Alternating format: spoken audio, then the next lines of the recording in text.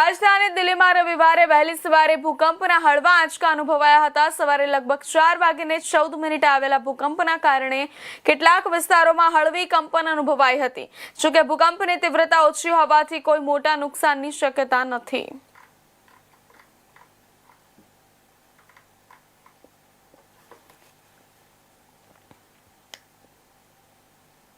વડોદરાના અટલાદરા સ્થિત બીએપીએસ સ્વામિનારાયણ મંદિરે ભારત સરકારના નશામુક્ત વિકસિત ભારત અભિયાન અંતર્ગત વિશેષ જનજાગૃતિ કાર્યક્રમનું આયોજન કરવામાં આવ્યું હતું। કાર્યક્રમમાં યુવા મોરચાના પ્રદેશ પ્રમુખ અને સાંસદ હેમાંગભાઈ જોશી સહિત યુવા મોરચાના હોદ્દેદારો અને કાર્યકરો ઉપસ્થિત રહ્યા। આ પ્રસંગે બીએપીએસ અટલાદરા દ્વારા સંચાલિત યુવક મંડળના 1250 થી વધુ યુવાનોએ વ્યસન મુક્ત સમાજના નિર્માણ માટે સંકલ્પ લીધો હતો। જ્યારે સમગ્ર બીએપીએસ સંસ્થાના આશરે 60 કેન્દ્રોમાંથી 30,000 થી વધુ યુવાનો આ અભિયાન સાથે જોડાયા હતા।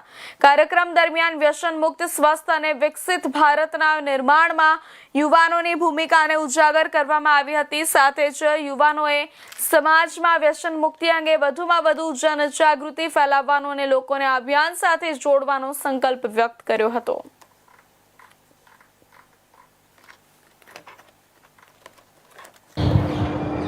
જય સ્વામિનારાયણ। આજે 2 ઓગસ્ટ ફ્રેન્ડશિપ ડેના દિવસે ભારતના માનનીય વડાપ્રધાન શ્રી નરેન્દ્રભાઈ મોદીજીએ સમગ્ર ભારતમાં 28 થી 28,000થી વધારે કેન્દ્રોમાં 125 થી વધારે સંસ્થાઓના 1 કરોડથી વધારે યુવાનોને વ્યસન મુક્ત યુવા ફોર વિકસિત ભારત આ વિષય પર સંબોધિત કર્યા છે। જેમાં બીએપીએસના 60 થી વધારે કેન્દ્રોમાં 30,000થી વધારે યુવાનો આમાં જોડાયા હતા।